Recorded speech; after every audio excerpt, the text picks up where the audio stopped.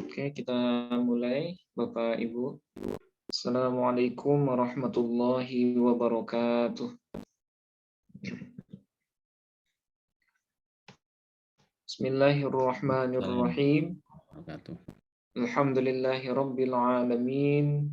Hamdan syakirin, hamdan na'imin. Hamdan yuafi ni'amahu wa yukafi'u ma'idah. Ya Rabb kama yanbaghi li jalali wajhikal karimi wa 'azimi sultanik. Thumma assalatu wassalamu ala anbiya'i wal mursalin wa ala alihi wa sahbihi ajma'in.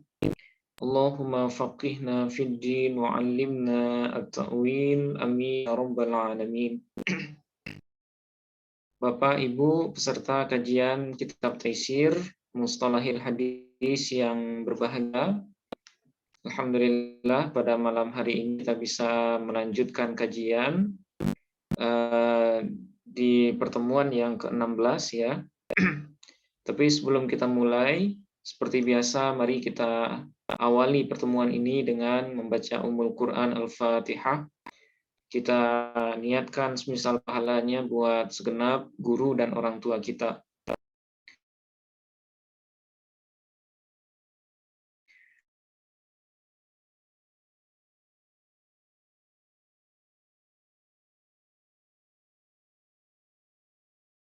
Bismillahirrahmanirrahim wal mu'minat min masyarikil ardi ila magharibiha barriha wa bahriha al-ahyaina wa ummahatina wa jaddina wa jaddatina wa liqurbatina wa li ikhwanina wa li ikhwana wa li ustadina wa li asatidatina wa li talamidina wa li tullabina wa li talibatina wa liman an asna ilaihi awsana bid-du'a wa nakhussu khusus jami'i muallimina wa mudarrisina fi hadzal fanni nafa'ana bihim wa bi'ulumihim fid daraini amin. Wallahi lahumul fatihah.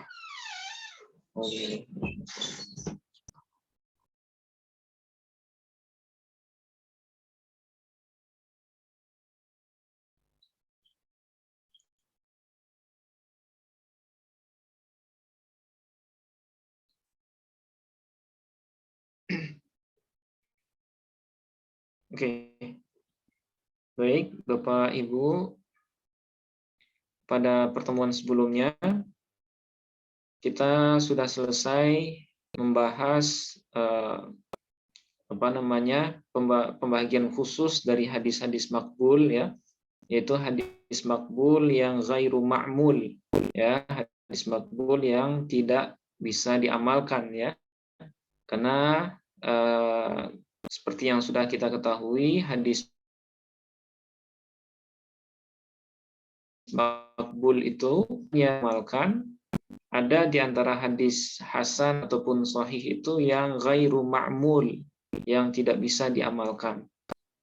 Nah, di antaranya adalah hadis-hadis yang sudah dimarjuh misalnya ya, adalah hasan mukhtalafil hadis. Kemudian juga hadis-hadis yang sudah dimansuh ya, hadis sahih tapi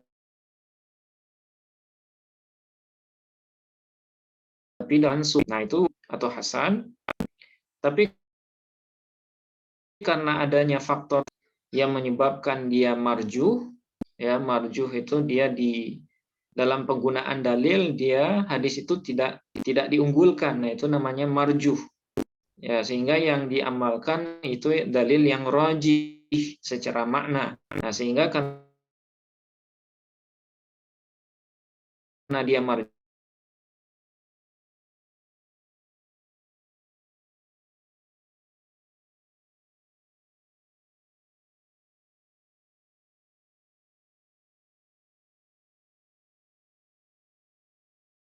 mansuh itu walaupun secara kualitas ya, hasan atau sahih, nah dia tidak diamalkan karena dinasakh oleh hadis lain. Nah, itu diantara penyebab kenapa hadis makbulan. Nah, jadi sekali lagi kita tidak boleh salah persepsi ya ketika ada ulama hadis hasan, bukan berarti mereka itu ingkar terhadap hadis itu, ya, atau mereka tidak tidak yakin kalau itu hadis Nabi, bukan seperti itu maksudnya. Tapi karena satu dan lain hal berkenaan dengan istimbatul ahkam dalam ilmu usul fikih, maka hadis-hadis itu pada dipakai oleh ulama itu, ya, karena beberapa faktor yang sudah kita sebutkan. Oke, apa suara saya bisa didengarkan jelas, Bapak Ibu? Tadi rada putus-putus Ustadz, suaranya Ustadz. Oh iya, sekarang gimana Mas? Udah kedengaran? Sekarang jelas Ustadz, ya, sekarang jelas. Oh iya, iya baik. Nah, itu diantara beberapa hal yang sudah kita bahas di pertemuan sebelumnya. Nah, sekarang kita akan lanjutkan ke bahagian kedua dari pembahagian hadis ya, berdasarkan kuat atau lemahnya sanad hadis, yaitu hadis mardud. Jadi berdasarkan kuat atau lemahnya sebuah riwayat, nah itu kemarin dibagi dua ya, ada yang mardud. Nah, sekarang kita akan bahas pembahagian yang keduanya, yaitu hadis mardud. Nah, langsung saja kita mulai.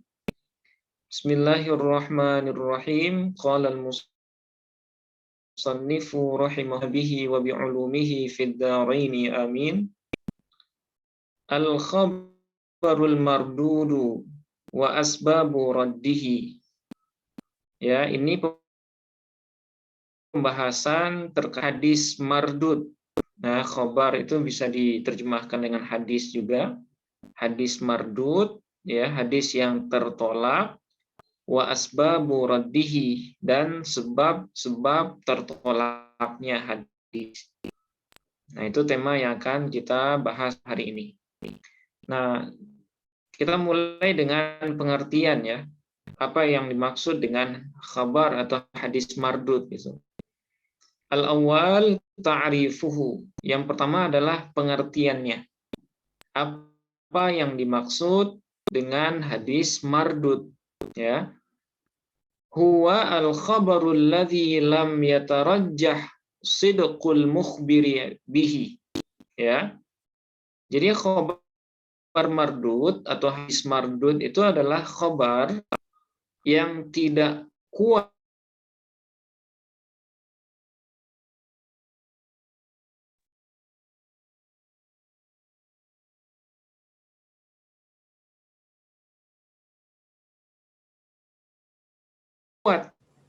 ya, yang valid kebenaran, kejujuran dari pembawa riwayat, atau dalam hal ini kita sebut dengan rawi, itu lam yatarajjah, ya, tidak rajih, tidak kuat. Nah, sehingga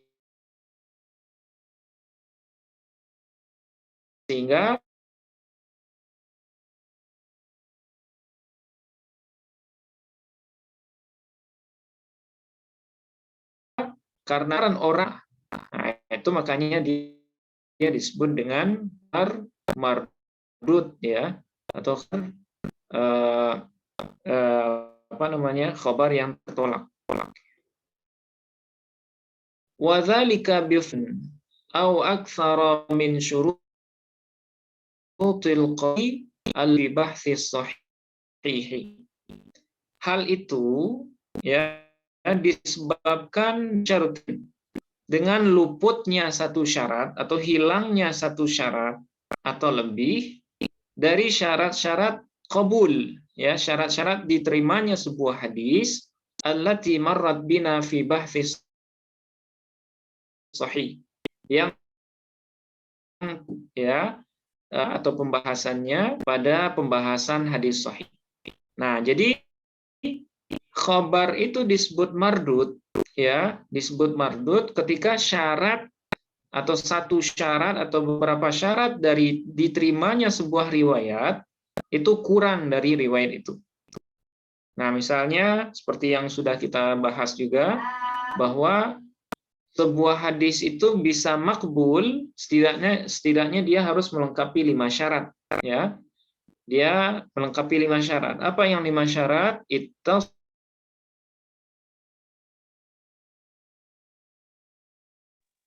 Ustaz, suaranya hilang, Ustaz. Afwan.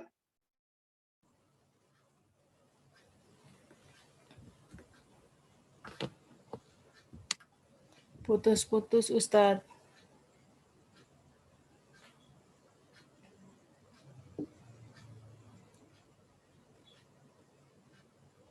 masih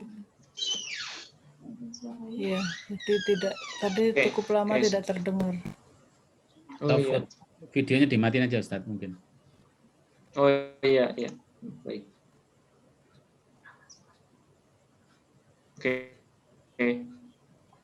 Sekarang gimana, Bapak Ibu? Iya, cukup jelas.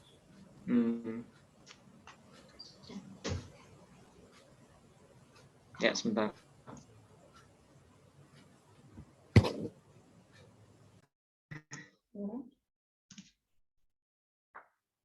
Oke.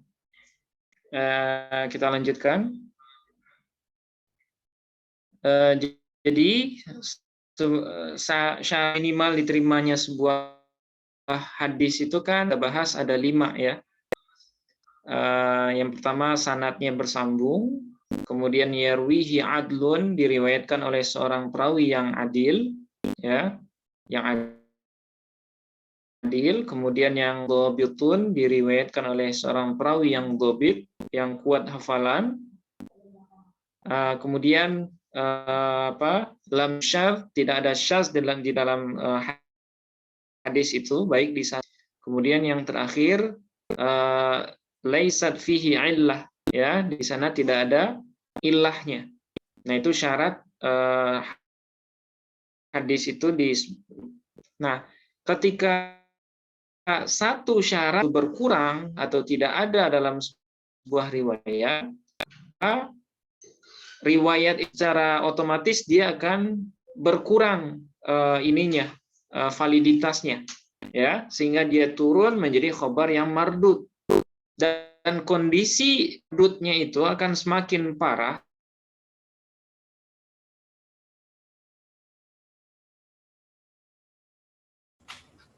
Suaranya hilang lagi, Ustaz. dengan semakin hilang lagi, Bu, ya.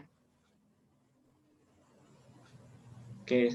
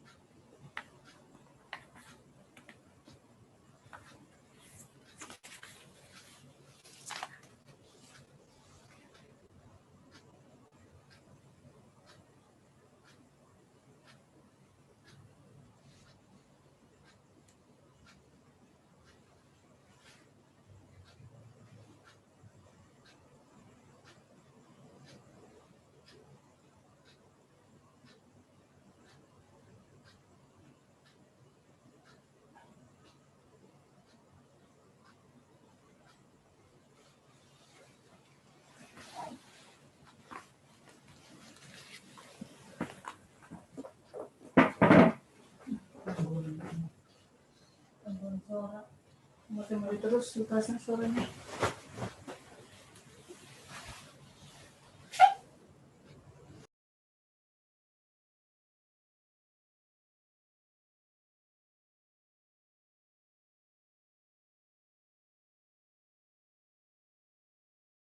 Dalam sebuah hadis, maka akan semakin lemah kualitas hadis itu, atau dia akan menjadi hadis yang mardud, ya, atau hadis yang dhaif. Oke, sekarang kita lanjutkan ke poin yang kedua, aqsamuhu wa asbabu raddihi. Pembahagian hadis mardud dan sebab-sebab tertolaknya sebuah hadis. Laqad qassamal ulama al-khabar al-marduda ila aqsamin katsiratin. Para ulama telah membagi ya khabar mardud atau hadis mardud itu kepada pembahagian-pembahagian yang banyak. Ya. Wa atlaqu ala katsirin min tilkal aqsami asma'an khassatan biha. Wa atlaqu, dan mereka memakaikan atau menggunakan ala katsirin min tilkal aqsam ya terhadap kebanyakan dari pembahagian-pembahagian itu berupa asma'an khassatan ya, nama-nama khusus dengan hadis itu. Nah, jadi karena pembahagian hadis mardud ini banyak, maka masing-masingnya itu diberi nama dengan nama khusus. Ada yang disebut nantinya dengan hadis syadz, ada yang disebut dengan hadis mu'allal, ada hadis matruk, hadis maudhu, dan lain sebagainya. Nah, jadi hadis dhaif itu tidak satu jenis sebenarnya. Itu makanya kalau ada orang yang menilai hadis dhaif itu langsung ditolak, nah itu dia berarti belum terlalu paham dengan ilmu hadis sebenarnya. Karena hadis dhaif itu banyak cabang, banyak pembahagiannya, dan juga beragam cara kita dalam menyikapinya. Tidak lantas otomatis ketika ada sebuah riwayat dihukumi dhaif, ya, dhaif itu kan bahasa atau istilah umum untuk hadis dhaif, hadis yang mardud. Nah, ketika disebut istilah dhaif bukan berarti sekali lagi hadis itu langsung kita buang begitu saja, bukan seperti itu maknanya. Jadi dari macam-macam hadis dhaif itu nanti ada sebagiannya yang boleh diamalkan dan ada sebagian lain yang benar-benar tidak bisa diamalkan. Nah, itu yang penting untuk kita garis bawahi. Nah, jadi sebagiannya ada yang punya nama khusus, ya. Wa minha ma lam yutliqu 'alaiha isman khassan biha. Dan sebagian dari hadis mardud itu juga ada hadis yang tidak mereka pakaikan untuk hadis itu isman khassan, nama khusus ya terhadapnya. Ada hadis itu yang dianggap dhaif saja gitu, dia tidak dikasih nama khusus. Bal samauha bismin amin huwa dhaifu.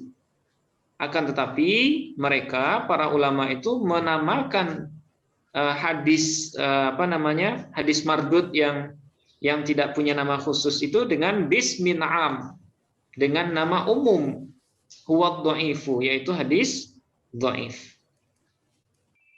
Nah, jadi ada sebagian dari hadis dhaif itu yang punya nama khusus, tapi ada juga nanti yang hadis dhaif itu cukup disebut dengan dhaif. Ya, dalam artian dia tidak punya nama khusus. Amma asbabu raddil hadithi fakatsiratun. Adapun sebab-sebab tertolaknya sebuah hadis, maka jumlahnya sangat banyak ya, fakatsiratun. Ya, kenapa hadis itu tertolak? Nah, itu penyebabnya banyak. Lakinnaha tarji'u fil jumlati ila ahadi sababaini ra'isiyaini. Akan tetapi sebab-sebab yang banyak itu tarji'u, itu kembali secara umum fil jumlati ila ahadi sababaini ra'isiyaini, kepada salah satu dari dua sebab induk, ya. Nah, jadi penyebabnya banyak, tapi secara umum induknya itu ada dua. Kenapa hadis itu mardud? Nah, apa itu yang dua? Huma, yaitu yang pertama saqatun minal isnadi, ya. Yang pertama itu keterputusan dari sanadnya, atau ada sanad yang terputus, ya, sehingga hadis itu menjadi dhaif. Ya, kemudian yang kedua ta'nun fir rawi. Ya, ta'nun firrawi, adanya kecacatan yang ada pada diri seorang periwayat. Nah, itulah dua penyebab umum kenapa sebuah hadis itu mardud. Ya, ada kalanya karena sanadnya terputus. Nah, nanti banyak istilah yang muncul dari penyebab ini. Ada nanti yang disebut dengan hadis mu'allaq, ada yang disebut dengan hadis munqati', ada yang disebut dengan hadis mursal, ya, hadis mudallas, dan lain-lain. Nah, itu penyebabnya semuanya adalah karena keterputusan sanad. Nah, kemudian yang kedua, penyebab hadis itu dhaif atau mardud itu juga ada yang disebabkan oleh ta'nun firrawi. Ya, adanya kecacatan pada perawi yang membuat apa yang dia sampaikan itu tidak bisa diterima. Nah, apa saja contohnya? Ya, hadis dhaif yang disebabkan oleh cacatnya perawi. Nah, nanti kita akan mengenal ada istilah namanya hadis maudhu', ya. Ada hadis matruk, ada hadis mungkar, ya. Kemudian ada hadis syadz dan lain sebagainya. Nah, itu disebut hadis dhaif atau hadis mardud yang disebabkan oleh cacatnya perawi. Nah, wa tahta kullin min hadaini sababaini anwa'un muta'addidatun. Dan di bawah masing-masing dari dua sebab ini itu ada jenis-jenis yang banyak. Nah, seperti yang saya jelaskan barusan, ya. Sa'atakallamu 'alaiha bi thalathati maqasida mustaqillatin mufassalatin insyaallah taala. Ya. Saya akan membahas, ya, 'alaiha terhadap jenis-jenis yang banyak itu bi thalathati maqasida mustaqillatin, dengan tiga, ya, tujuan yang tersendiri, mustaqillah, yang berdiri sendiri, dengan apa namanya, yang terpisah, ya, mufassalatin, yang dirinci insyaallah taala. Nah, beliau menjelaskan bahwa beliau akan membahas semua jenis-jenis, ya, hadis dhaif yang disebabkan oleh dua sebab yang sudah disebutkan barusan secara tersendiri dan secara terperinci.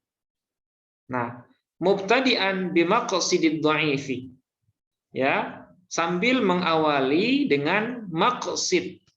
Ya, maqsid itu bisa diterjemahkan dengan maksud, ya, maksud atau yang dimaksud dengan hadis dhaif alladzi yu'addu huwal ismul 'ammu li nau'il mardudi. Yang dianggap istilah dhaif itu huwal ismul 'am, ya, sebagai nama umum untuk jenis atau untuk hadis yang mardud. Nah, jadi hadis mardud pembahagiannya cuma satu sebenarnya, yaitu hadis dhaif. Nah, cuma hadis dhaif ini nanti akan terbagi menjadi beberapa jenis atau kategori yang sebab umumnya hanya ada dua, seperti yang sudah kita sebutkan, ya. Ada kalanya karena sanadnya yang terputus, kemudian ada kalanya karena perawinya yang bermasalah atau yang cacat. Oke. Bisa didengar jelas, Bapak Ibu? Alhamdulillah bisa, Ustaz. Alhamdulillah bisa, Ibu, ya. Oke. Sekarang kita mulai al-maqsid al-awwal, ya. Musannif atau Syekh Mahmud Thahan itu akan mengawali dengan pengertian dari hadis dhaif dulu. Apa yang dimaksud dengan dhaif itu?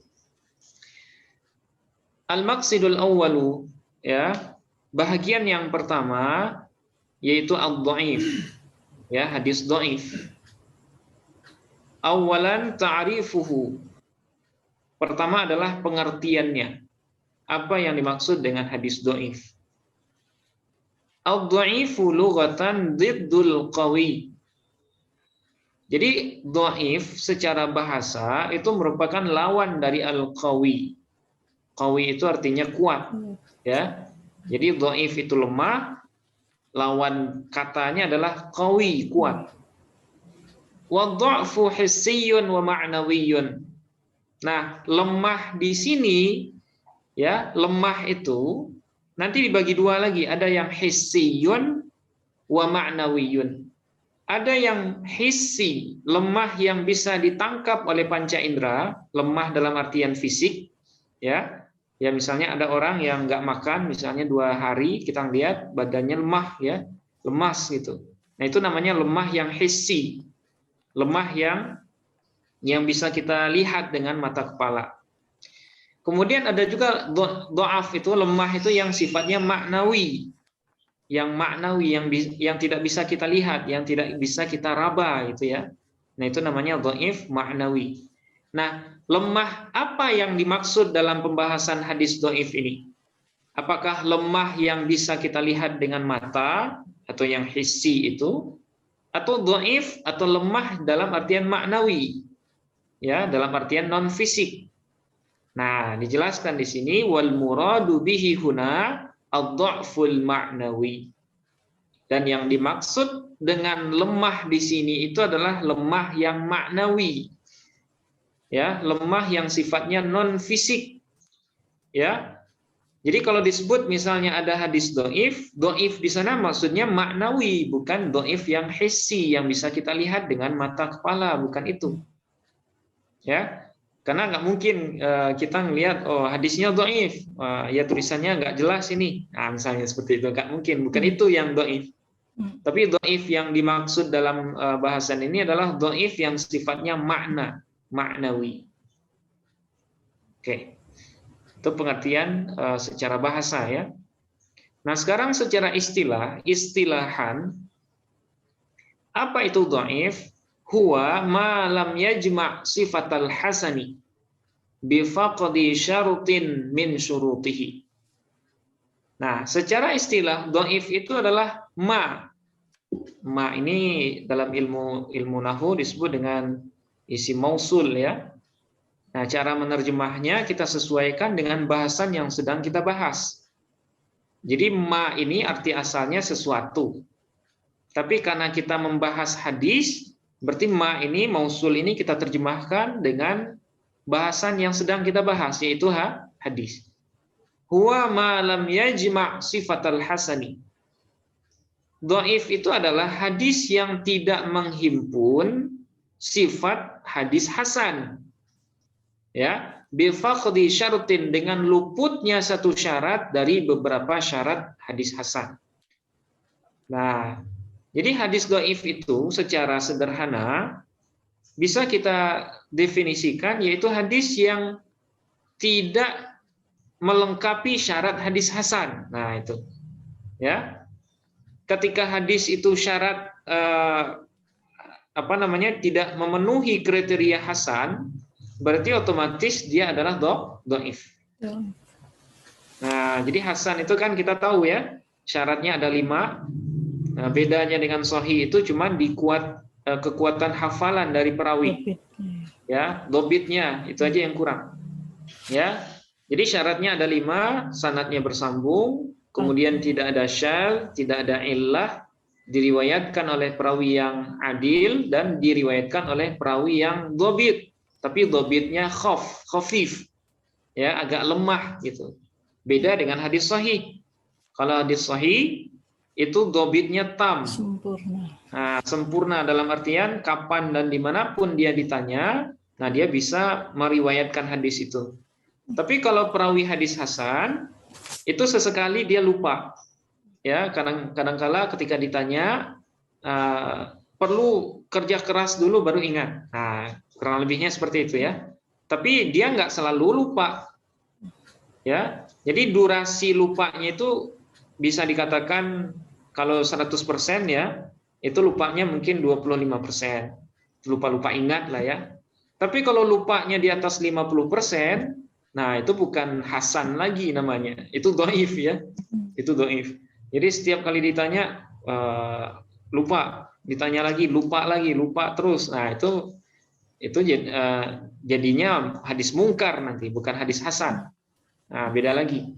Jadi perawi hadis hasan ini dia dobitnya agak kurang, tapi nggak parah. Nah itu. Nah, itu ya. Nah, ketika ada satu syarat hadis hasan itu kurang ya dari yang 5 yang barusan, maka jatuhlah hadis itu menjadi hadis mardud atau hadis dhaif. Misalnya sanadnya tidak bersambung, nah berarti dia dhaif karena terputusnya sanad. Atau misalnya perawinya ada yang cacat karena dia sebagai tukang bohong misalnya. Atau maruahnya hilang karena dia makan sambil jalan misalnya. Nah, itu juga di antara penyebab sebuah hadis itu disebut dengan dhaif. Nah, itu secara istilah. Jadi gampang sebenarnya. Jadi hadis dhaif ketika 5 syarat hadis hasannya kurang salah satunya, maka itu disebut dengan dhaif. Qala al-Baiquni fi manzumatihi. Nah, berkata Imam Al-Baiquni. Nah, Baiquni ini nazam yang sangat sangat terkenal ya dalam ilmu hadis. Nazamnya ada 34 bait. Nah, itu kalau bagi pelajar hadis itu pasti tahu dengan Manzumah Baiquniyah. Nah, itu kitab hadis yang paling pendek sebenarnya, cuma 34 bait. Nah, tapi isinya lengkap gitu ya. Qala al-Baiquni, berkata Imam Al-Baiquni. Beliau wafat pada tahun 1080 Hijriah ini.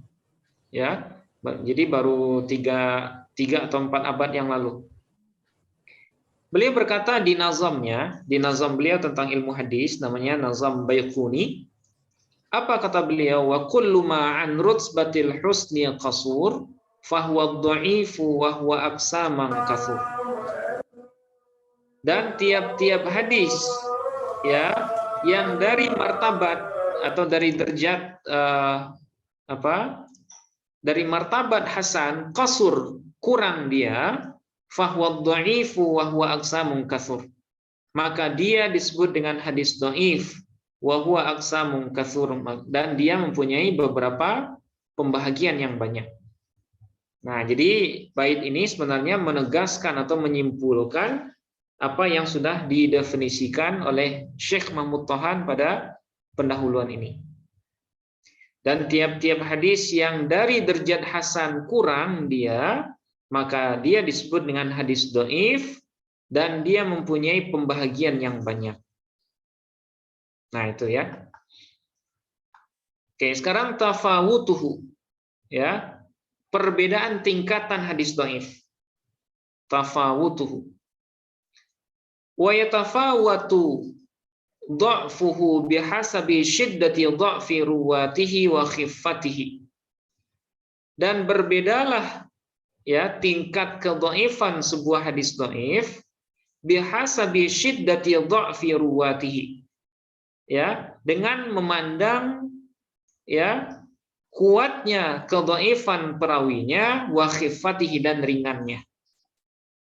Nah, kama yatafawatu sahihu, sebagaimana berbeda juga tingkatan hadis sahih. Nah, dulu di bahasan hadis sahih dan hasan kita sudah bahas juga ya. Kalau hadis sahih itu juga ada yang paling sahih atau yang sangat sahih. Ya, kemudian ada yang sahih minimalis, ya, sahih yang standar, dan juga ada yang sahih yang paling bawah. Nah, dulu sudah kita bahas di bahasan maratib as-sahih. Nah, sebagaimana hadis sahih punya jenis dan pembahagian, hadis dhaif pun seperti itu. Ya, semakin parah tingkat kedhaifan perawi, maka semakin lemah juga lah hadis itu. Sebaliknya, semakin ringan ya tingkat kelemahan perawi, maka semakin ringan juga lah kedhaifan hadis itu. Nah, lagi-lagi ini memperkuat apa yang kita sebutkan di awal, bahwa tidak semua hadis dhaif itu ditolak.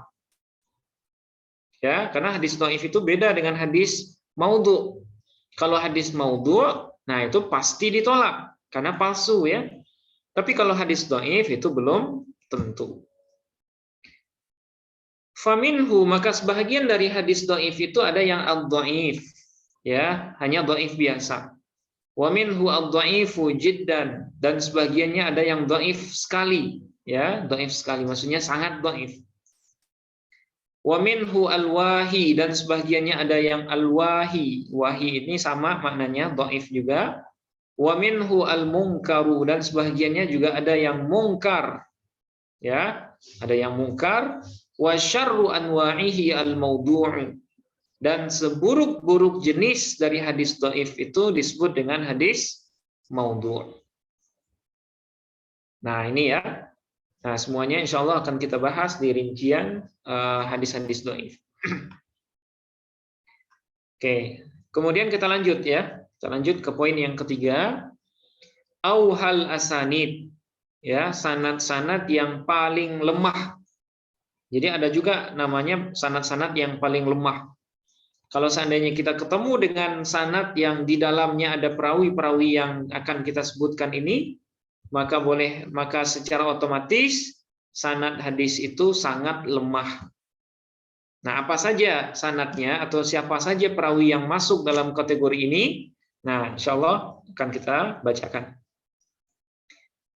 Wa bina'an ala ma taqaddama, berdasarkan kepada apa-apa yang sudah berlalu fis sahihi, dalam pembahasan hadis sahih, min dzikri ashahil asanidi, dari menyebutkan sanad-sanad yang paling sahih, ya, faqad dzakara al-ulama'u fi bahthi ad-dha'ifi ma yusamma bi auhal asanidi, maka para ulama menyebutkan di dalam bahasan hadis dhaif ya, sesuatu yang diistilahkan dengan auhal asanid, atau sanad yang paling lemah atau yang paling dhaif. Jadi sebagaimana di hadis sahih itu ada sanad yang paling sahih, maka di hadis dhaif pun juga ada yang seperti itu. Ada sanad yang paling lemah atau paling dhaif. Wa qad dzakara al-Hakim an-Naisaburi jumlatan kabiratan min auhal asanid bin nisbati ila ba'di sahabati. Dan sungguh telah menyebutkan Imam Hakim an-Naisaburi, ya, beliau ini pengarang kitab Al-Mustadrak ala Sahihain, ya. Nah, beliau menyebutkan di dalam kitabnya Fi Ma'rifati Ulumil Hadis, jumlatan kabiratan, ya, jumlah yang yang cukup banyak, min auhal asanid, dari sanad-sanad yang paling lemah, dengan melihat atau dengan memandang kepada sebahagian sahabat. Jadi ada jalur-jalur yang di akhirnya ada sahabat, ya, seperti Abu Bakar, ya, seperti Ali dan lain-lain. Tapi sanad setelahnya itu diisi oleh perawi-perawi yang tidak punya kapabilitas dalam meriwayatkan hadis. Nah, Imam Hakim itu mengumpulkan sanad-sanad itu. Tujuannya adalah supaya kita tahu, kalau seandainya ketemu dengan sanad itu, berarti sanad itu atau hadis itu sangat lemah, ya, sangat dhaif. Au ba'dil jihad wal buldan, atau sebagian arah jihad, ya, daerah, wal buldan, dan negeri.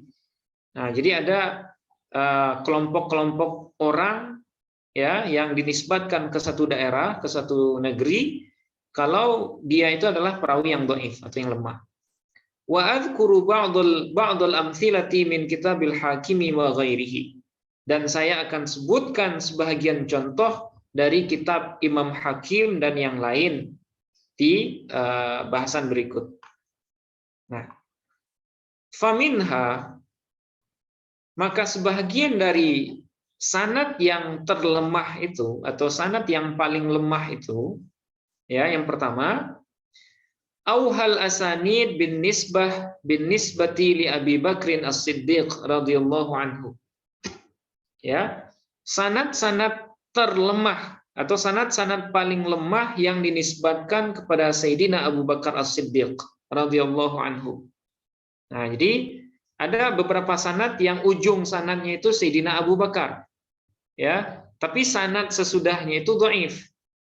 Bukan berarti Sayyidina Abu Bakarnya yang dhaif, ya Bapak Ibu, tapi sanad yang sampai ke beliau itu yang dhaif, ya, karena Sayyidina Abu Bakar, beliau adalah orang yang jujur, beliau dari golongan sahabat, ya, as-sabiqunal awwalun, bukan beliaunya yang lemah, tapi sanad yang nyambung dan ujungnya beliau itulah yang para perawinya yang lemah gitu ya. Nah, siapa saja perawinya? Ya, yaitu Shadaqatu bin Musa ad-Daqiqi. Nah, jadi ada perawi atau susunan sanad yang di dalamnya ada Shadaqah bin Musa ad-Daqiqi, an Farqadin as-Sabakhi, yang dia menerima dari Farqad as-Sabakhi, an Murrah at-Tayyib, kemudian dari Murrah at-Tayyib, an Abi Bakrin, dari Abu Bakar.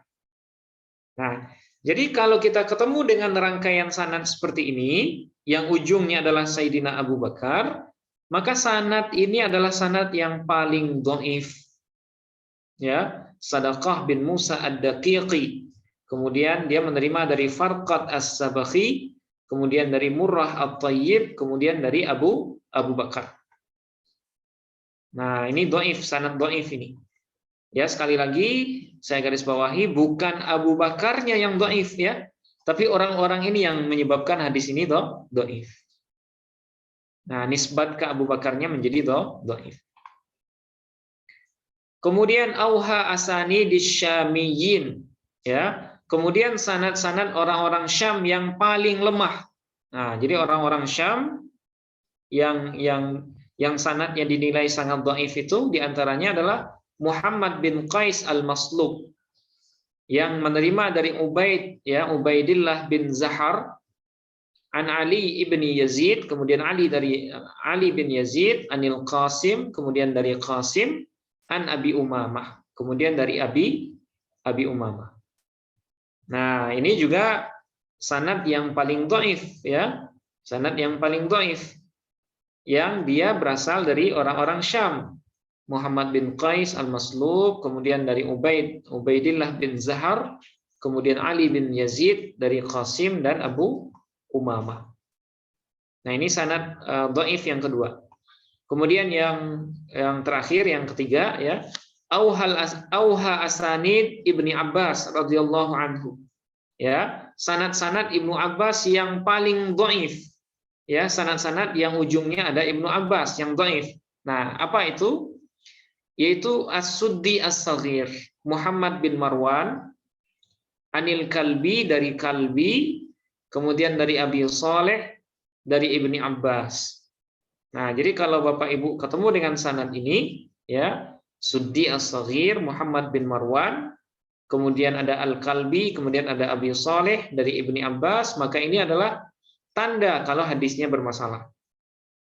Qala al-Hafidhu Ibnu Hajarin, berkata Al-Hafiz Ibnu Hajar, hadhihi silsilatul kadhib la silsilatul zahab. Ini merupakan silsilah kadhib, ya, rangkaian sanad pembohong, bukan rangkaian sanad zahab. Nah, jadi dalam ilmu hadis itu nanti ada yang disebut dengan silsilatul zahab, ya, silsilah zahabiyah, ya, sanad yang dianggap sanad emas, ya, sanad yang paling kuat. Nah, itu sudah kita bahas sebenarnya di Maratib as-Sahih. Nah, lawannya itu ada yang disebut dengan silsilatul kadzib, ya, silsilah atau sanad yang isinya adalah tukang bohong. Nah, ini dia, ya, nama-nama yang sudah kita sebutkan ini. Tapi ingat, ya, bukan ujungnya yang pembohong, bukan Abu Umamahnya, bukan Ibnu Abbasnya, bukan Sayyidina Abu Bakarnya, tapi sanad yang menuju ke beliaunya yang bermasalah. Oke, kemudian subbahasan yang keempat, mithaluhu, ya, contohnya. Contohnya adalah ma akhrajahu Tirmidzi min tariq Hakim al-Athram an Abi Tamimah al-Hujaimi an Abi Hurairah anin Nabi sallallahu alaihi wasallam qala man ata haidan aw imra'atan fi duburiha aw kahinan faqad kafara bima unzila ala Muhammad. Contohnya adalah hadis yang diriwayatkan oleh Imam Tirmizi dari jalur Hakim al-Athram, ya, yang mana dia menerima dari Abi Tamimah al-Hujaimi, dia menerima dari Abi Hurairah, kemudian Abi Hurairah dari Nabi Shallallahu Alaihi Wasallam qala, ya, beliau berkata, barang siapa yang mendatangi istri, ya, mendatangi perempuan haid, istrinya yang sedang haid, atau perempuan dari arah belakang, atau dia mendatangi kahinan, ya, tukang tukang ramal itu kahin, faqad kafara bima unzila ala Muhammad, maka sungguh dia telah kafir dengan apa yang telah diturunkan kepada Sayyidina Muhammad. Nah, ini hadisnya bermasalah ternyata, ya. Hadisnya bermasalah dari jalur ini. Tsumma qala Tirmidzi, kemudian berkata Imam At-Tirmidzi ba'da ikhrajihi, setelah meriwayatkannya, la na'rifu hadzal haditsa illa min hadithi Hakim Al-Athram an Abi Tamimah Al-Hujaimi an Abi Hurairah. Kami tidak mengenal hadis ini, ya, kecuali dari hadis yang diriwayatkan oleh Hakim Al-Athram dari Abi Tamimah Al-Hujaimi dan dari Abi Hurairah. Artinya Imam Tirmizi pun agak merasa aneh, ya. Hadis ini hanya ada di jalur Hakim Al-Athram saja, yang dia terima dari Abi Tamimah, kemudian dari jalur Abu Hurairah. Tsumma qala, kemudian berkata Imam Tirmizi, wa dha'afa Muhammadun hadzal haditsa min qibali isnadihi. Ya. Wa dha'afa Muhammad, dan Muhammad. Nah, Muhammad siapa ini? Yaitu Muhammad bin Ismail Al-Bukhari. Jadi Imam Tirmizi ini, beliau sebenarnya adalah murid, ya, murid kesayangan juga dari dari Imam Bukhari. Jadi Imam Bukhari itu punya dua murid yang terkenal, ya. Ada Imam Muslim, kemudian yang kedua itu Imam At-Tirmidzi. Nah, dua-duanya itu pakar juga, sama seperti beliau, ya. Imam Tirmizi punya Jami' At-Tirmidzi atau Sunan At-Tirmidzi, sementara Imam Muslim punya Sahih Muslim. Nah, guru beliau, ya, guru dari Imam Tirmizi mengatakan dha'afa Muhammad. Ya, Muhammad bin Ismail Al-Bukhari telah mendhaifkan hadis ini, ya, min qibali isnadihi, dari segi sanadnya. Jadi Imam Bukhari sendiri itu mendhaifkan hadis ini, yaitu hadis man ata haidan aw imra'atan fi duburiha aw kahinan faqad kafara bima unzila ala Muhammad. Nah, jadi Imam Bukhari juga mendhaifkannya. Qultu, kemudian aku berkata, kata Imam Tirmizi, ya, li'anna fi isnadihi Hakiman Al-Athram. Ya, kenapa hadis itu dianggap dhaif? Karena di dalam sanadnya ada Hakim Al-Athram namanya. Wa qad dha'afahu ulama, ya, maka sungguh dia telah dilemahkan atau didhaifkan oleh para ulama. Faqad qala anhu al-Hafidz Ibnu Hajarin fi Taqrib at-Tahdzib fihi linun atau fihi layyinun. Ya, maka sungguh telah berkata Imam Hafiz Ibnu Hajar anhu, tentang Hakim Al-Athram ini di dalam kitab Taqribut Tahdzib, fihi layyin. Ya, di dalam diri Hakim Al-Athram itu ada layyin. Nah, ini istilah jarah ta'dil, ya, Bapak Ibu. Layyin atau lin, ya, itu artinya ada semacam kelemahan. Ya, ini lafaz jarah sebenarnya. Ya, lafaz jarah. Jarah itu maksudnya lafaz yang menunjukkan kalau perawi yang dilabeli dengan istilah itu merupakan rawi yang bermasalah. Nah, layyin itu lemah, ya. Lemah. Jadi Hakim Al-Athram dia dikenal sebagai perawi yang lemah, dan itu disampaikan oleh Hafiz Ibnu Hajar dalam kitab Taqribut Tahdzib.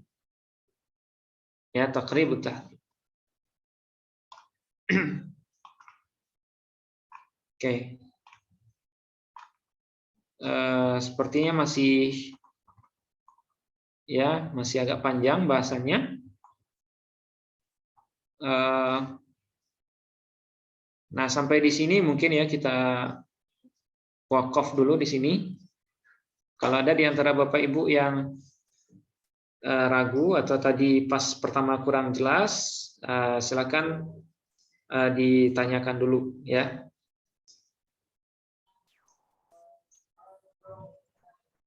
Assalamualaikum Ustaz. Waalaikumsalam Bu ya. Saya Ibu Wisma Rain dari Oh iya. Lenteng Agung. Tadi Oh iya saya Bu. lambat masuk. Iya ya Bu. Mohon maaf nih, saya kurang lancar juga memahami bahasa Arab. Oh iya ya. Kita tadi membahas tentang apa ya Ustaz? Tentang hadis dhaif Bu atau hadis mardud. Hadis dhaif. Iya, hadis dhaif. Ya. Jadi hadis itu berdasarkan kekuatan atau kuat atau lemahnya sanad, itu nanti dia dibagi dua secara umum. Nah, ada yang disebut dengan hadis makbul, kemudian ada yang disebut dengan hadis mardud.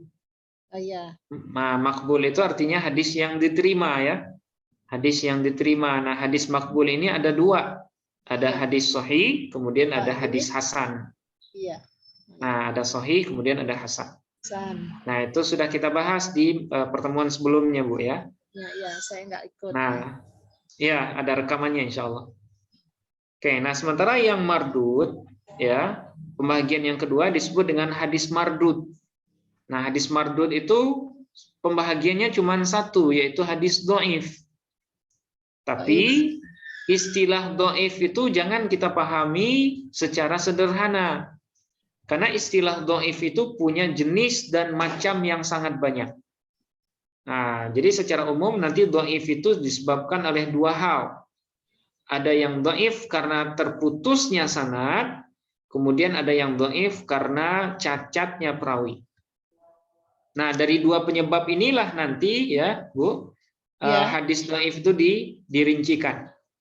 Nah, nanti ada yang disebut dengan hadis mu'allaq, ada yang disebut dengan hadis munqati', ada hadis mu'dhal, ada hadis mudallas, ya. Kemudian ada hadis mu'annan, mu'annan, kemudian hadis maudhu', hadis matruk, hadis mungkar dan lain sebagainya. Dan itu semuanya disebut hadis dhaif. Nah, itu semuanya disebut dengan hadis dhaif. Dan perlu diingat juga, tidak semua hadis dhaif itu kita tolak, Bu ya. Nah, jadi hadis dhaif itu tidak sesederhana yang kita bayangkan. Ketika ada ulama yang bilang, oh hadisnya dhaif, nah, bukan berarti hadis itu kita tolak sama sekali, enggak. Ya, karena pembahagiannya sangat banyak dan hadis dhaif itu sebahagiannya ada yang boleh diamalkan dengan beberapa catatan. Nah, ini nanti di bahasan yang kelima ini akan kita bahas sebenarnya. Tapi karena tadi lagi agak masalah ya, kita nggak sampai baca semua. Nah, kemudian nanti ada juga hadis dhaif itu yang benar-benar yang nggak bisa diamalkan. Nah, kali ini iya benar. Ya, misalnya hadis maudhu', ya, hadis palsu, atau hadis semi palsu, atau hadis matruk. Nah, kalau hadis yang seperti itu, baru dia tidak bisa diamalkan. Nah, tapi kalau hadis dhaif yang jenis yang lain, seperti munqati', kemudian mursal, nah itu nanti ada beberapa keterangan dari para ulama kalau hadis-hadis itu boleh digunakan dalam waktu-waktu tertentu. Nah, seperti itu, Bu. Ya, pernah belajar juga mengenai hadis mursal, ya. Ustaz. Iya. Oh iya pernah. Tapi tidak sedetail yang barusan. Oh iya.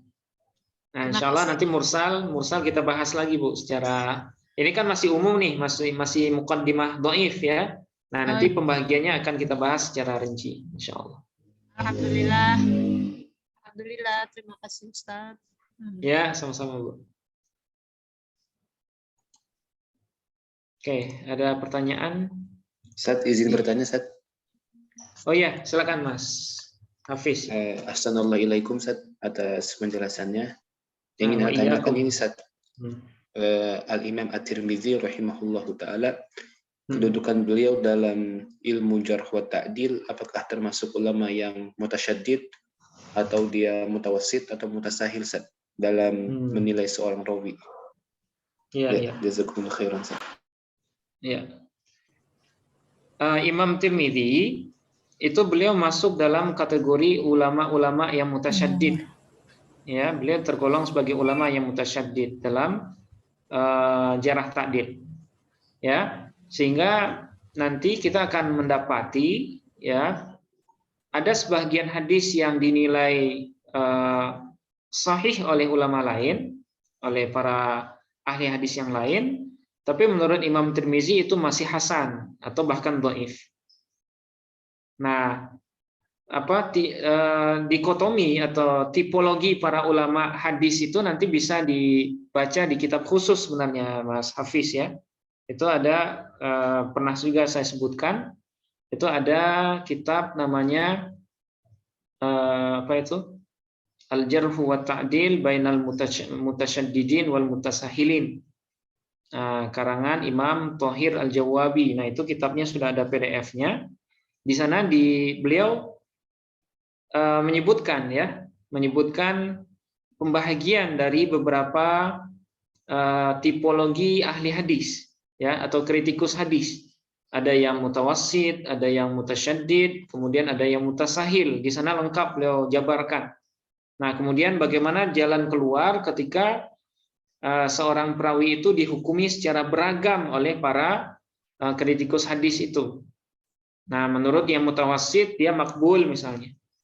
Menurut yang mutasyaddid dia itu masih dhaif, ya, dhaif, nggak bisa diterima. Nah, sementara bagi yang mutasahil nggak masalah, dia shaduk misalnya. Nah, bagaimana cara kita menyikapi perbedaan kritikus hadis itu dalam menilai kriteria seorang perawi? Nah, itu ada kaedah-kaedahnya. Nah, kitabnya lumayan tebal itu. Kalau bisa itu di print dan kita bahas juga nanti insya Allah. Al-Jarh wa Ta'dil Bainal Mutasahilin wal Mutasyaddidin, karangan Imam Thohir Al-Jawabi. Nah, seperti itu, Mas Hafiz, ya. Nah, Ustaz, jazakumullah khairan. Waalaikumsalam. Oke, ini ada pertanyaan lain. Saya bertanya, Ustaz.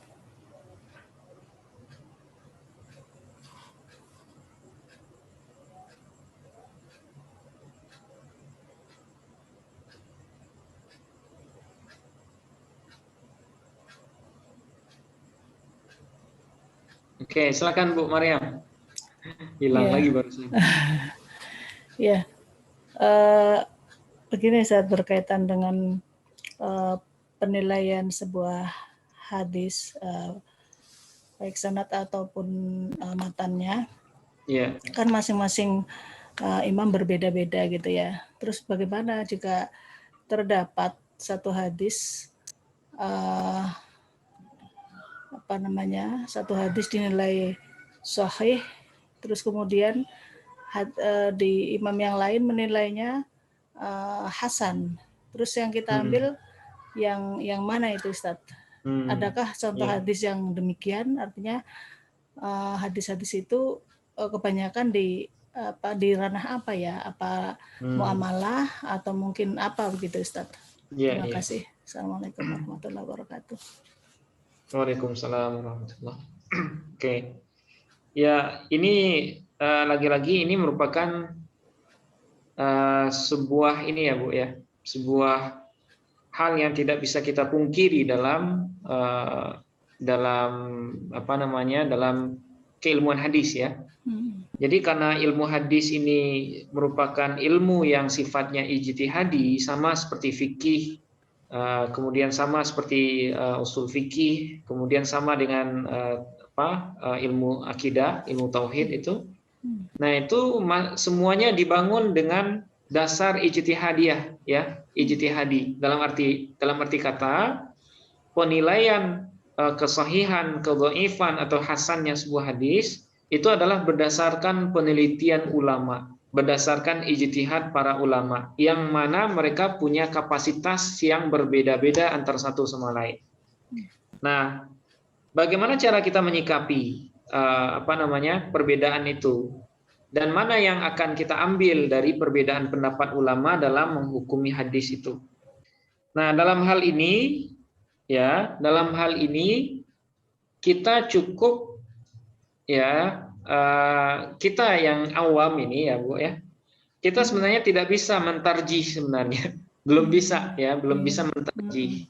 mana yang lebih kuat, mana yang ini. Tapi paling tidak kita mengambil pendapat mayoritas dari para ahli hadis itu. Nah, dalam arti kata, ketika ada ulama yang berbeda pendapat dalam menghukumi sebuah hadis, misalnya hadis kunut lah ya, hadis kunut oleh sebagian ulama itu kan didhaifkan. Nah, itu sudah masyhur ya. Hadis kunut misalnya oleh kalangan Salafi misalnya dianggap sebagai hadis yang dhaif. Mereka menilai Imam Syafi'i itu beramal dengan hadis dhaif ketika menganggap sunnah kunut subuh. Nah, mereka menganggap hadis yang sahih itu hanya hadis sahih hadis kunut yang menunjukkan Nabi kunut nazilah ketika itu.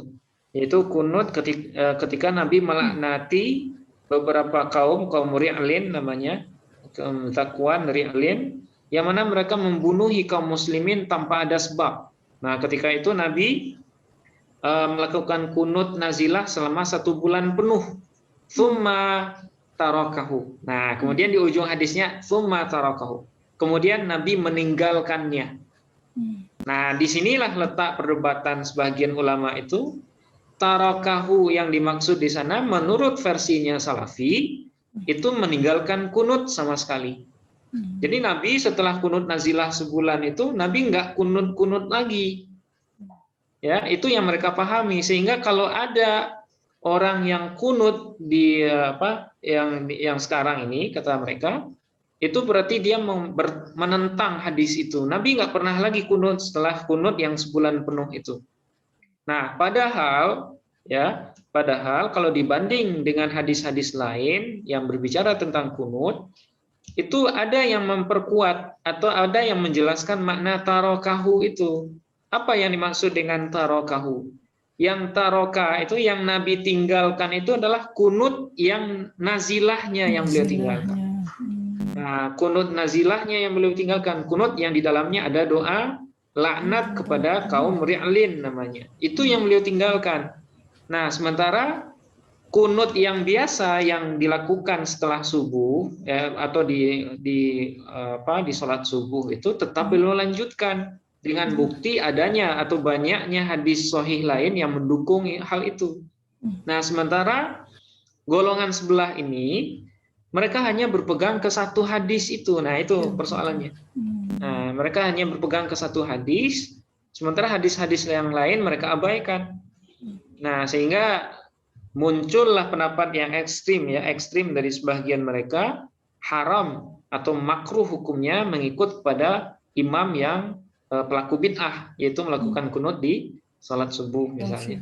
Nah, itu di antara contoh yang hadisnya sebenarnya sahih, ya, hadisnya bisa diamalkan, tapi karena perbedaan sudut pandang atau perbedaan metodologi memahami hadis, sehingga sebahagiannya ada yang kontra gitu. Kita kan nggak nyalahin orang yang nggak kunut kan, mereka yang nggak kunut dengan keyakinan nggak sunnah kita nggak nyalahin. Tapi kalau mereka ini itu mereka menganggap pelaku kunut itu sama dengan pelaku dosa gitu. Jadi nggak boleh seorang itu ngikutin imam yang baca kunut. Nah, sampai segitunya sebagian mereka ya, sebagian ulama mereka. Nah, jadi kalau sependek yang kita ketahui, bagaimana cara menghadapi perbedaan itu, kita ikutilah pendapat ulama yang mu'tabar. Ya, ulama yang mu'tabar, maksudnya ulama-ulama yang mayoritas itu. Ulama-ulama yang ilmunya diakui oleh ulama lain kalau mereka itu para ahli hadis. Nah, perlu kita ketahui bahwa para pendiri mazhab yang 4 itu semuanya ahli hadis. Ya, mulai dari Abu Hanifah, kemudian Imam Malik ya, Imam Malik bin Anas, kemudian Imam Syafi'i, kemudian Imam Ahmad bin Hambal, itu mereka bukan hanya semata-mata ahli fikih. Nah, itu yang perlu diketahui bersama. Tapi mereka juga ahli hadis sekaligus ahli fikih. Ya, Imam Abu Hanifah misalnya, beliau punya Musnad Abi Hanifah. Imam Syafi'i, beliau punya Musnad Asy-Syafi'i. Dan beliau juga punya kitab Ikhtilaful Hadis, seperti yang kita bahas minggu lalu. Kemudian Imam Malik punya Muwatta Imam Malik. Kemudian Imam Ahmad punya Musnad Ahmad bin Hambal. Nah, artinya apa? Artinya semua ahli fikih dari kalangan mazhab itu mereka adalah ahli hadis sekaligus ahli fikih. Nah, jadi orang-orang yang mengklaim ijtihad mereka itu salah, ijtihad mereka itu nggak benar, nah itu tuduhan yang saya kira tidak kurang tepat ya. Mungkin mereka belum banyak menelaah sehingga mereka terlalu cepat dalam menuduh. Nah, seperti itu, Bu. Jadi setidaknya kita ikuti pendapat yang mayoritas, kemudian pendapat ulama yang mu'tabar. Nah, itu ya. Terima kasih, Ustaz. Ya, sama-sama, Bu. Mungkin kita cukupkan ya Bapak Ibu, karena sudah jam 7:30 lewat. Nah, mohon maaf tadi karena ada gangguan sinyal di sini, kita agak putus-putus di awal. Mudah-mudahan rekamannya masih ada gitu. Oke, sampai di sini ya. Insya Allah kita lanjut minggu depan di jam yang sama. Mohon maaf atas segala kekurangan. Terima kasih atas segala perhatian. Kita akhiri dengan hamdalah. Alhamdulillahirabbil alamin. Alhamdulillahirabbil alamin. Assalamualaikum warahmatullahi wabarakatuh. Waalaikumsalam warahmatullahi wabarakatuh.